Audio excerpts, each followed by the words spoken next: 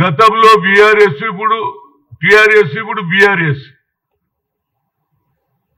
కీసర దాయరులో శ్రీమతి ఇందిరాగాంధీ గారు 1981లో పెద్ద పెద్ద భూస్వాముల దగ్గర ఏవైతే భూములు ఉన్నానో 400-500 కోట్లు 400-500 ఎకరాలు 300 ఎకరాలు 200 ఎకరాలు ఇందిరాగాంధీ వచ్చిన తర్వాత భూ సంస్కరణ అమలు చేస్తే ఆ రోజులలో 94 ఎకరాలు 10 మంది మాదిగోళ్ళకి ఇచ్చి ఇవ్వడం జరిగింది. కానీ క్రమేణా ఏమైంది, బెల్లం సాయన్న అదేవిధంగా Somaiah, Tummala Pochaiah, K Pochaiah, K Balaiah, T Yadaiah, P Sailu, K Balaiah, K Narasimha, P Narasimha ఈ 10 మందికి 94 ఎకరాలు ఇచ్చింది. 2003 దానికా వాళ్ళ పేర్లు ఉన్నాయి పానీలా.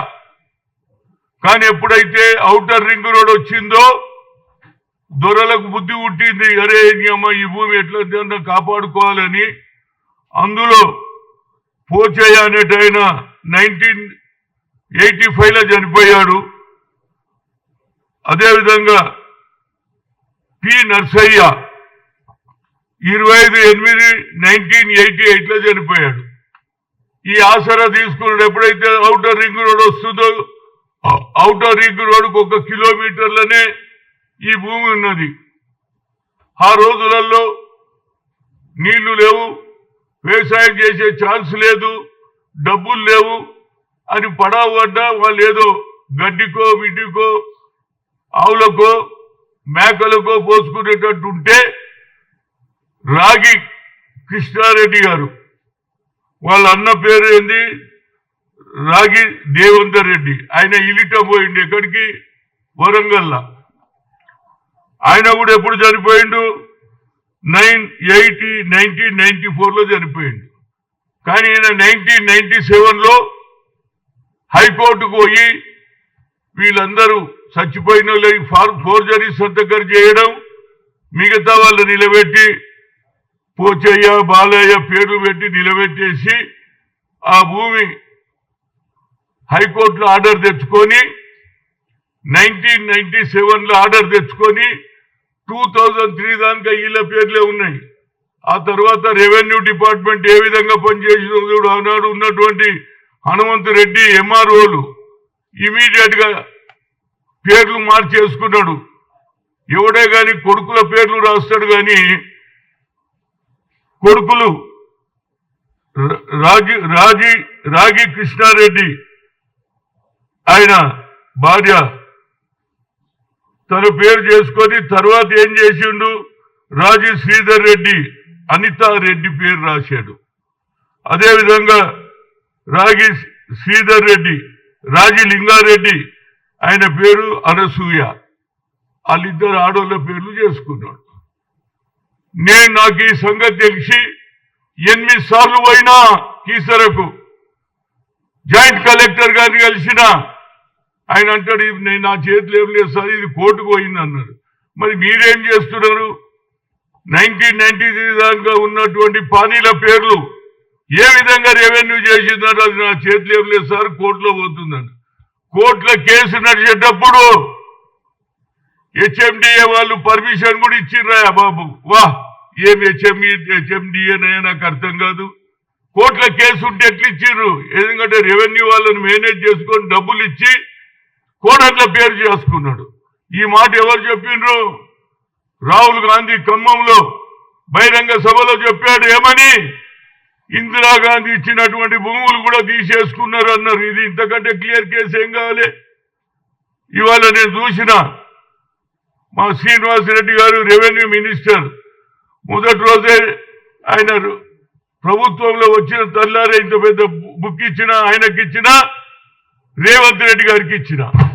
ఆ తర్వాత ఇది జరిగినాక హెచ్ఎండిఏ ఆఫీస్కు నేను కోదండ రెడ్డి శ్రీనివాస్ అనే వాళ్ళ మనవాడు మేము పోయినాము.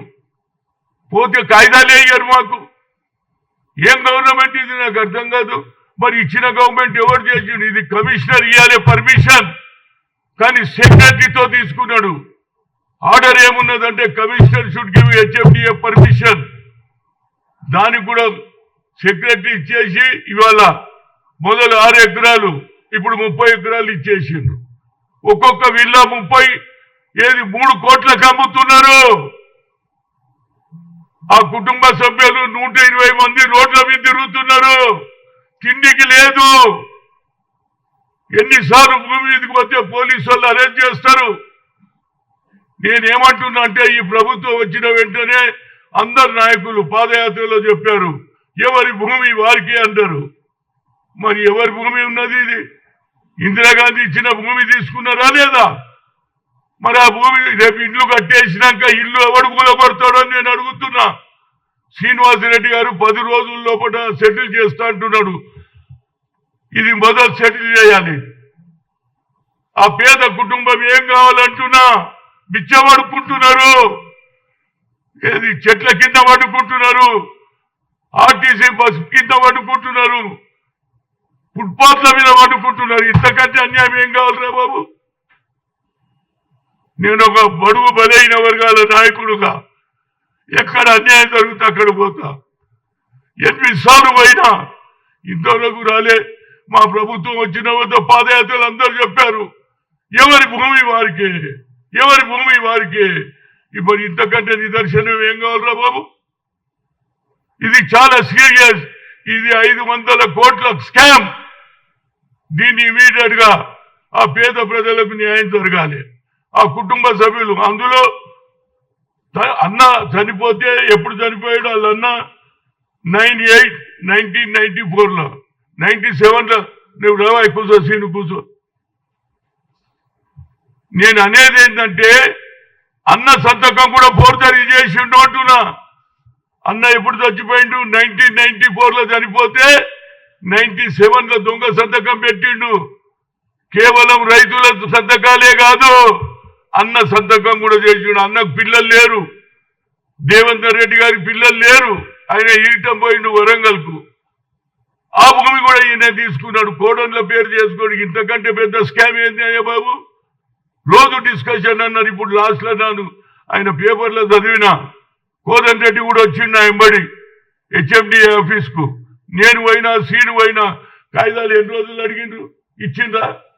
ఒక్క కాగితం కూడా ఇయ్యారు. ఇంతకంటే ఏమిటండి? మన ప్రభుత్వం వచ్చింది. మనం బహిరంగ సభలో చెప్పినాం, పాదయాత్రలో కూడా చెప్పినాం ఎవరి భూమి వారికి. మేము రాగానే భూములు ఇప్పించేస్తామన్నారు. మరి ఈ సంగతి తెలుస్తారా లేదా? సాక్షాత్తు రాహుల్ గాంధీ చెప్పిండు ఇందిరాగాంధీ దియేసో జమీన్ भी वापस ले लिए.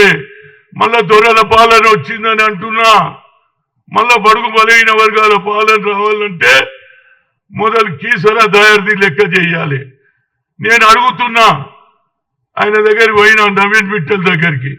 ఆయన ఎంతసేపటికి నేను ఆఖరికోపోతే ఏమా 1981లో ఇందిరాగాంధీ ఇచ్చిందా లేదా? ఆఖరుకు పానీలో 2003 దానిక పేర్లు ఉన్నాయి. 2003 తర్వాత చేంజ్ చేస్తే జాయింట్ కలెక్టర్ని అడిగితే మీరు కోర్టుకి ఇవ్వాలండి, మా చేతిలో ఏం లేదంటారు. ఇక అందరు కోర్టుల చుట్టూ ఎవరు తిరుగుతారా బాబు? మీరు తప్పు చేస్తారు. రెవెన్యూ డిపార్ట్మెంట్ వాడు హనుమంతరెడ్డి అనేటోడు ఆర్డీఓ కోట్ల రూపాయలు తీసుకొని ఇమీడియట్ గా కోర్టుల కేసు నడుస్తుంటే వాళ్ళకి పర్మిషన్ ఇచ్చిండ్రు. ఇంతకంటే ఆఫీసర్ మీద ఏం యాక్షన్ తీసుకోవాలి? ఎంఆర్ఓ మీద ఎట్లా యాక్షన్ తీసుకోవాలి? ఇది రాగి దేవేందర్ రెడ్డి సర్టిఫికేట్ ఎవరు ఇచ్చిండ్రు? ఎంఆర్ఓ ఇచ్చిండు వరంగల్లో. ఏది ఏ ఊరు అది? బచ్చలపేట. వాళ్ళు ఇచ్చిండ్రు సర్టిఫికేట్. ఎప్పుడు చచ్చిపోయిండు? 94లో. కానీ అన్న కూడా దొంగ సంతకం చేసిండు రాగి కృష్ణారెడ్డి. చేసి మొదలు తన పేరు పెట్టుకొని తర్వాత ఎప్పుడన్నా లొల్లి అవుతుందని కోడన్ల పేరు రాసిండు. వా ఏం సర్కార్ రా బాబు! ఇప్పటికన్నా రేవంత్ రెడ్డి గారు ఆయన అందరికీ న్యాయం చేస్తా అంటున్నాడు. మొదలు ఇది న్యాయం జరగాలి. అదేవిధంగా శ్రీనివాసరెడ్డి అంటున్నాడు నేను తప్పనిసరిగా 10 రోజులు కాదు, ఇది 10 ఏళ్ళైనా అయ్యేటట్టు లేదు. దీన్ని నిజంగా చేయగలిగితే నిజంగా ఇందిరాగాంధీ వారసులుగా మిగులుతాం. సాక్షాత్తు రాహుల్ గాంధీ అన్నాడు, गरीबों का जमीन भी इंदिरा गांधी दिया सो जमीन भी वापस गई. ఇంతకంటే నిదర్శనం ఏమండి? నేను ఒక పని తలుగుతే ఆఖరిదానిగా పోతా, నడిమిట్లో వదిలేయ్యా. వాళ్ళు ఎస్సీలు మాదిగోళ్ళు, వాళ్ళు బతికే కావాలి. 120 మంది రోడ్ల మీద పడుకుంటున్నారా బాబు, తిండికి లేదు. 2-3 సార్లు స్థలం మీదకి పోతే పోలీసు వాళ్ళు అరెస్ట్ చేస్తారు. ఇప్పుడు మన ప్రభుత్వం వచ్చింది. ఇది నిజంగానే ఇందిరాగాంధీ ప్రభుత్వం అంటే వాళ్ళ భూములు వాళ్ళకి ఇప్పియాలి. ఇమీడియట్ గా హెచ్ఎండిఏ పని ఆపాలి. పని ఆపకపోతే వాడు అట్లనే కట్టుకుంటాడు. 3 కోట్ల ఒక్కొక్క విల్లు అమ్ముతున్నారు. ఇక రేపు విస్తరణ కూడా జరుగుతున్నది. ఇంకెంతమంది అమ్ముకుంటారో ఏమో నాకు తెలియదు. నేను అనేది ఏంటంటే, నేను ఒక బాధతో చెప్తున్నా, ఇందిరాగాంధీ లాయలిస్టు, రాజీవ్ గాంధీ లాయలిస్టు. న్యాయం జరగాలి. ఇందిరాగాంధీ ఏ ఆలోచనతో పేద ప్రజలకు భూములు ఇచ్చిందో వాళ్ళకి ఇస్తారా లేదా అనేదే పాయింట్. 10 రోజులలో ఫస్ట్ సెటిల్ చేయండి. ఇంతకంటే అన్యాయం ఇంకోటి ఏది? ఎవరు ఇవ్వాలి పర్మిషన్ చెప్పు. ఆ కాగితం ఏది?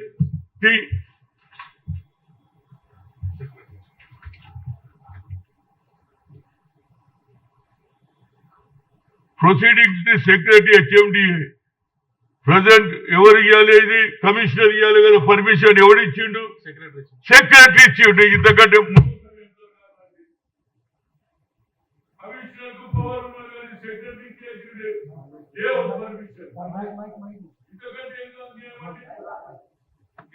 ఏంటంటే ఇది న్యాయమైన కేసు.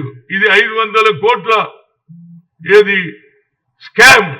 దీన్ని మొదలు తేల్చాలని కోరుతున్నా. ఎట్టి పరిస్థితులలో పేదవాళ్ళకు దక్కాలే భూమి, లేకుంటే వాళ్ళు అడక తింటారు, లేకుంటే దొంగతనాలు చేస్తారు, లేకుంటే నక్సలైట్లు అవుతారు. వాళ్ళు తిండి లేకపోతే ఏం చేస్తారు? కడుపు కాలినోడు. కనుక నా ఉద్దేశంలో ఇది న్యాయమైన కేసు. ఇది దీన్ని మీ శ్రీనివాసరెడ్డి గారు ఇమీడియట్ గా హెచ్ఎండిఏకు నేను పోయి అడిగిన ఎవరిని, నవీన్ మిట్టల్ను. ఓ కాగజ్ కావా, ఏ కాగజ్ కావా, ఇంత పెద్ద డిస్టే ఇట్లకి లెక్క తీసి మాకే క్వశ్చన్లు వేస్తున్నా. ఆయన ఏం క్వశ్చన్లు వేస్తున్నారో ఇవి?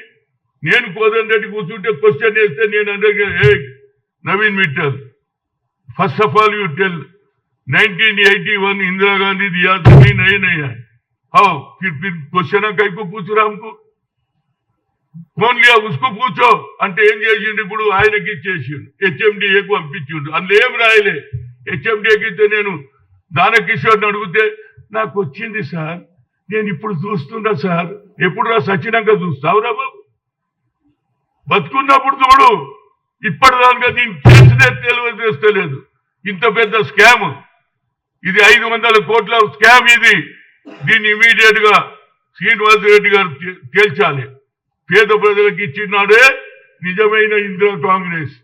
రాజీవ్ గాంధీ చెప్పిన ఫస్ట్ మాట, దాన్ని మీరు నమ్మకాన్ని ఒమ్ము చేయకుండా వీళ్ళ భూమి ఇమీడియట్ గా ఇవ్వాలి. పని ఆపాలి. పని ఆపకుంటే వాడు అన్ని కట్టేసి అమ్మేసుకుంటాడు. కట్టిన ఇండ్లు మీరు కూలగొడతారా? వాడు అన్ని కట్టుకున్నాం. ఎవరి భూమి వారిదే. ప్రతి స్పీచ్ లో ఆహా ఎవరు మేము రాగానే ఎవరి భూమి వారికే. ఎవరికి ఉన్నది రాబాయి? భూములు పోయిన వాళ్ళు పరిశాన్ ఉన్నారు. మన స్లోగాన్ బాగుంది, కానీ ఇంప్లిమెంటేషన్ లేదు. ఇంప్లిమెంటేషన్ జరగాలి. ఈ కేసులో న్యాయమైన కేసు. ఇందిరమ్మ ఇచ్చిన భూములు ఎవరికో కాదు, బాజాబ్తా ఇందిరమ్మ ఇచ్చింది. వాళ్ళు ఉంటున్నారు. 2003 దానికా వాళ్ళ పేర్లు ఉన్నాయి. 2003 తర్వాత రాగి కృష్ణారెడ్డి ఎంటర్ అవుతాడు. తర్వాత కోడన్ల పేర్ల మీద రాస్తాడు. కోడన్ల పేర్లు కూడా చెప్పిన, కొడుకుల పేరు రాయలే. తెలుసు ఆడోళ్ళకి ఇస్తే ఎవడు అడగడని. వా ఏం తెలివిరావు అవి రాగి. ఆఖరు అన్నను కూడా మోసం చేసినా కదా భయ్. దేవేందర్ రెడ్డి చనిపోయింది ఎప్పుడో, కానీ ఆయన సంతకం కూడా పెట్టిండు అంటున్నా. ఇంతకంటే నియం చేస్తారు. నేను మీడియా మిత్రులకు కోరుతున్నా గురు, ఇది ప్రజల సమస్య. మీరే గట్టిగా రాస్తే వాళ్ళకి ఏదైనా న్యాయం జరుగుతుంది, లేకపోతే న్యాయం జరగదు. నేను మీడియా మిత్రులు మానవతా దృక్పథంతో చెప్తున్నా. ఇది న్యాయమైన కేసు. ఇంత పెద్ద బుక్ ముఖ్యమంత్రికి ఇచ్చిన, అదేవిధంగా శ్రీనివాసరెడ్డికి ఇచ్చిన, ఇక ఇంతకంటే ఏం చేయాలి చెప్పండి? ఒక పార్టీలో పడుకు బలైన వర్గాల గురించి ఆలోచన చేసే ఇందిరాకు ఆలోచనను రాజీవ్గాంధీ ఆలోచనను ఇంప్లిమెంట్ చేసే సరి అయిన కేసు ఇది న్యాయం జరగాలి. మీరు కూడా దయచేసి దీన్ని బాగా రాయాలండి. పేద ప్రజల గురించి పత్రిక ఎందుకున్నది? పేదవాడి గురించి, కేవలం ధనవంతుల గురించి కాదు. పేదవాడికి అన్యాయం ఇంత పెద్ద బుక్ ఇచ్చిన ఇప్పటికి కూడా సాల్వ్ అయితే లేదు. శ్రీనివాసరెడ్డి 10 రోజులలో సెటిల్ చేస్తున్నాడు. First of all my request, Keesara Dayara ఇష్యూను మొదలు తేల్చండి, పని ఆపండి. లేకపోతే ఆడు కట్టుకుంటూనే ఉన్నాడు. మొదలు 6 ఎకరాలు ఇచ్చిండు, తర్వాత 30 ఎకరాలు ఇచ్చిండు, మళ్ళా 30 ఎకరాలలో మళ్ళా ఏది విల్లాలు కడుతున్నాడు. ఆ విల్లాలు కట్టినాక ఏమైతే చెప్పు? ఏమైతుంది? భూములు ఉంటాయా? కట్టక ముందే ఆపాలే. ఆ 30 ఎకరాలు 6 ఎకరాలు అన్నీ లేఅవుట్ అయిపోయింది, కడుతూనే ఉన్నారు బిల్డింగ్లు. దగ్గర ఉన్నది 3 కోట్లకు ఒక విల్లా అమ్ముతున్నాడు. పేదోడేమో అడక తింటున్నాడు. పోలీసు వాళ్ళు స్థలం మీదకి పోతే ఎన్నిసార్లు 2 సార్లు 3 సార్లు అరెస్ట్ చేశారు. ఇంతకంటే ఏం చెప్పాలండి? పత్రికా మిత్రుల కోరిక ఏంటంటే ఇది న్యాయమైన కేసు. మీరు న్యాయం చేయండి. మీరు బాగా రాస్తే ప్రభుత్వం కూడా కదులుతుంది.